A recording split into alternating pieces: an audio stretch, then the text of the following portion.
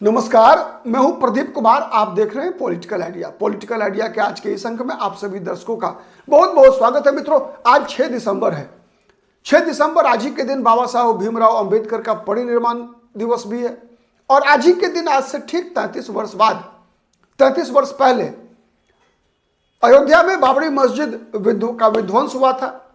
और आज ही के दिन पश्चिम बंगाल में मुर्शिदाबाद जिले के बेल दांगा नामक स्थान पर एक बार फिर से बाबरी मस्जिद का पुनर्निर्माण आप नहीं कर सकते, एक अन्य बाबरी मस्जिद का शिलान्यास किया जा रहा है। और शिलान्यास करने वाले कौन हैं?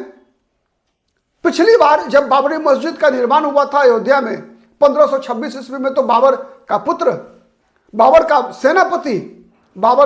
सेनापति मीर बांकी ने कराया था। और आज ये जो मुर्शिदाबाद जिले के बेल दांगा में बाबरी मस्जिद का शिलान्यास हो रहा है, इसका शिलान्यास करने वाले हैं हुमायूं कबीर। बाबर के पुत्र का भी नाम तो हुमायूं ही था ना। ठीक, ये मैं केवल आपकी जानकारी के लिए बता रहा हूं कि बाबर के पुत्र का नाम भी हुमायूं था। बहुत सारे चूंकि हमारे दर्शक है जिनको कि हमारे इतिहास की जानकारी भी नहीं होती, तो बाबर के पुत्र का नाम हुमायूं ही था। लेकिन ये वो हुमायूं नहीं है जो बाबर के पुत्र थे। इनके पिता का नाम भी बाबर नहीं है। और बाबर मुगल था, ये हुमायूं कबीर तो भारतीय मुसलमान है। खैर, संबंध कुछ भी हो, इसकी व्याख्या मैं आप पर छोड़ता हूं। लेकिन आज जो मुझे दिख रहा है वो ये दिख रहा है कि भारतीय जनता पार्टी पश्चिम बंगाल में अब भारतीय जनता पार्टी को एक नया ओवैसी मिल गया है। जैसे बिहार में 2020 का विधानसभा चुनाव और 2025 के विधानसभा चुनाव में एनडीए की जीत के लिए असदुद्दीन ओवैसी की बड़ी भूमिका रही थी। 2020 के बिहार विधानसभा चुनाव में तो स्पष्ट भूमिका थी, ठीक है। और 2025 में भी माहौल बनाने में ओवैसी की बड़ी भूमिका रही, जिस कारण से भारतीय जनता पार्टी और तेजस्वी यादव, मैं ये नहीं कहता कि इसमें तेजस्वी यादव की गलती नहीं थी, तेजस्वी यादव की गलती थी, जिसका फायदा ओवैसी को मिला बिहार चुनाव में। पश्चिम बंगाल में भी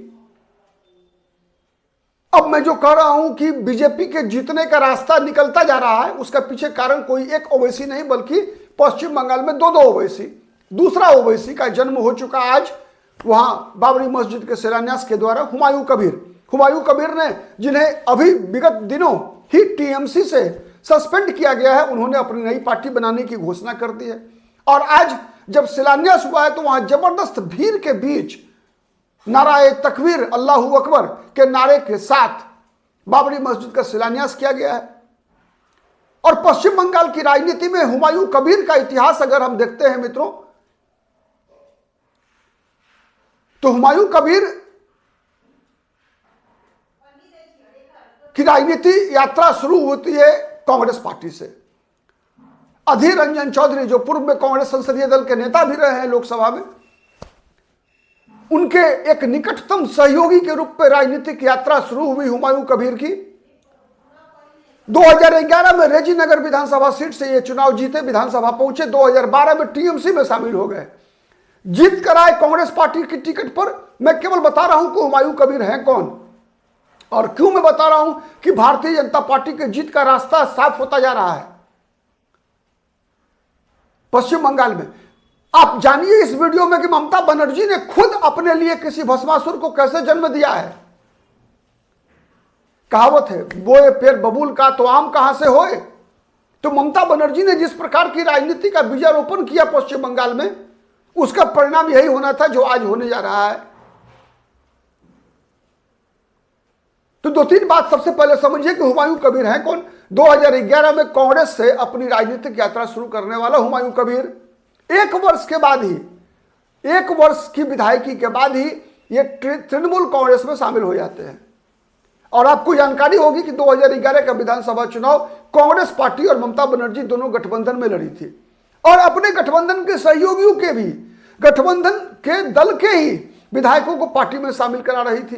5 वर्ष के अंदर ममता बनर्जी ने वहां कांग्रेस का सब कुछ सफाचट हो गया, पूरी कांग्रेस को मिला लिया ममता बनर्जी ने अपनी पार्टी में। परिणाम क्या हुआ? 2016 आते आते कांग्रेस पार्टी सिमट गई। वहां पर कांग्रेस पार्टी ममता बनर्जी के गिरफ्त से निकलकर सीपीएम के साथ चली गई, गठबंधन किया सीपीएम के साथ कांग्रेस पार्टी को करना पड़ा। और 2021 में तो परिणाम यही हुआ कि कांग्रेस तो शून्य हो गई वहां पर। तो चलिए बात कर रहे हैं फरहाद हकीम की। लेकिन 2012 से 2015 तक ये हुमायूं कबीर कांग्रेस पार्टी टीएमसी के तरफ से मंत्री भी बने, ममता बनर्जी की सरकार में मंत्री रहे। लेकिन 15 में ही ममता बनर्जी इनसे परेशान हो गई और परेशान होकर हुमायूं कबीर को पार्टी से निकाल दिया 6 वर्षों के लिए। 6 वर्षों के लिए निकाला गया तो 2016 का विधानसभा चुनाव आ गया, जिसमें ये भाई साहब निर्दलीय चुनाव लड़े, लेकिन हार गए, बुरी तरीके से हारे। और हारते ही फिर ये 2018 में बीजेपी में भी शामिल हो गए। बीजेपी में आप अनुमान लगा रहे हैं, ये कट्टर मुसलमान नेता अपने आप को बताने वाला, जो बाबरी मस्जिद का पुनर्शिलान्यास करने वाला नेता, चुनाव जीतने के लिए केवल बीजेपी में शामिल हो जाता है। 2018 में बीजेपी में शामिल हो गए और 2019 का लोकसभा चुनाव लड़े ये मुर्शिदाबाद लोकसभा सीट से हार गए टीएमसी के उम्मीदवार से। और हार कर फिर पुनर्मुसिको भवा मतलब टीएमसी में आ गए। 2021 का विधानसभा चुनाव लड़ा टीएमसी की टिकट पर भरतपुर विधानसभा सीट से, और भरतपुर विधानसभा सीट से लड़े तो फिर चुनाव जीत गए। और जीतने के बाद शांत बैठे थे। 2011 जीते थे रेजीनगर विधानसभा से और 2021 भरतपुर विधानसभा सीट से। फिर आ गया 2024 का लोकसभा चुनाव। लोकसभा चुनाव के दौरान इनके नारेबाजी को जानते हैं आप, कैसे कैसे नारे लगाते थे। कहा करते थे कि मुर्शिदाबाद में मात्र 30% हिंदू है, मात्र 30% हिंदू है मुर्शिदाबाद में। सच भी है। और कहा करते थे कि चुनाव खत्म होने दो, चुनाव खत्म होने दो। बीजेपी के समर्थकों के बारे में कहा करते थे कि 2 घंटे के अंदर परिणाम निकलेगा ना, 2 घंटे के अंदर पूरी 30% आबादी को भागीरथी नदी में फेंक देंगे। वही व्यक्ति हुमायूं कबीर जो 2019 का लोकसभा चुनाव बीजेपी की टिकट पर लड़ता है, 2021 में टीएमसी में होता है, 2011 में कांग्रेस में था, 12 में टीएमसी में था, मंत्री बन जाता है, 15 में टीएमसी को निकालना पड़ता है, फिर 2025 में टीएमसी को तब निकालना पड़ता है जब यह व्यक्ति 6 दिसंबर 2025 को मतलब आज के ही दिन बाबरी मस्जिद का शिलान्यास करने की घोषणा करता है। मैं केवल यह दिखा रहा हूं कि राजनीति को समझिए, राजनीति भारत में किस स्तर पे आके ठिठकी है, उस चीज को मैं आपको दिखाना चाहता हूं। मैं किसी पार्टी का प्रवक्ता के रूप में आपको नहीं समझाना चाहता, मैं केवल राजनीति की गुत्थी को आपको समझाना चाहता हूं, क्योंकि मेरा काम हर मुद्दे को का सकारात्मक नकारात्मक दोनों पक्ष आपको मैं दिखाने का प्रयास करता हूं। आप देखिए और समझिए कि राजनीति है क्या, किस प्रकार राजनीति में रहने वाले लोग केवल निजी स्वार्थ के लिए समाज, राज्य और देश का भी नुकसान करते हैं। यह बात मैं बता रहा हूं।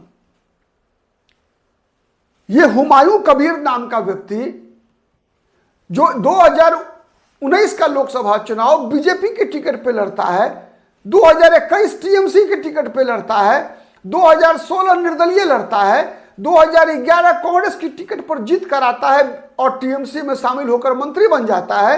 वही 2024 में कहता है कि 30% हिंदू आबादी को हम भागीरथी नदी में फेंक देंगे चुनाव जीतने के बाद। 2025 में बाबरी मस्जिद का निर्माण करने का घोषणा करता है। बाबर का असली बेटा तो नहीं है, ये है बाबर का असली बेटा है क्या हुमायूं?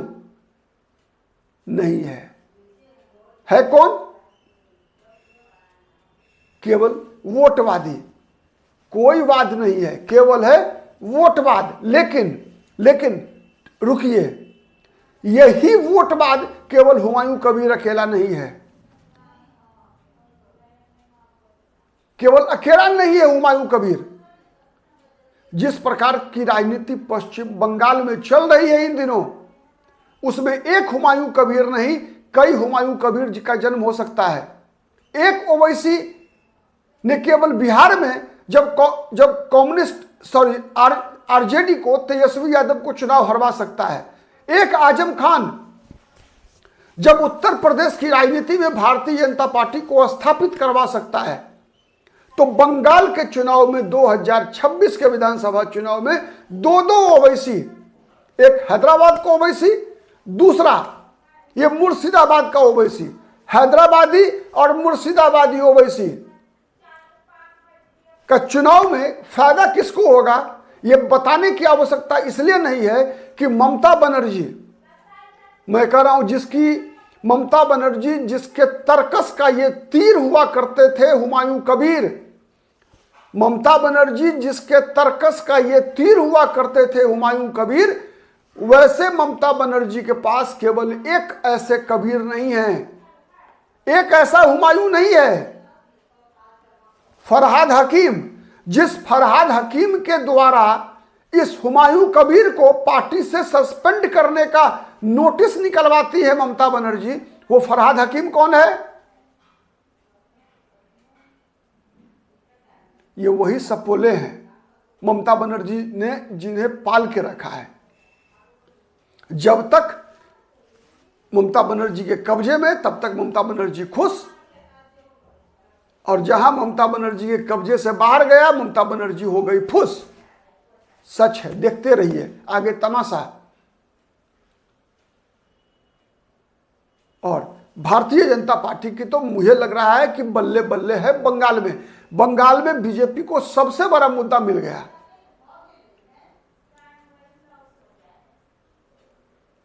और आप इसके लिए बीजेपी को केवल जिम्मेवार भी नहीं ठहरा सकते। मैं नहीं कह सकता केवल बीजेपी की इसमें कोई एकमात्र भूमिका है।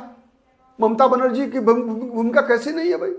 ऐसे लोग का जन्म कांग्रेस ने दिया, कांग्रेस को इसके श्रेय से कैसे आप वंचित कर सकते हैं?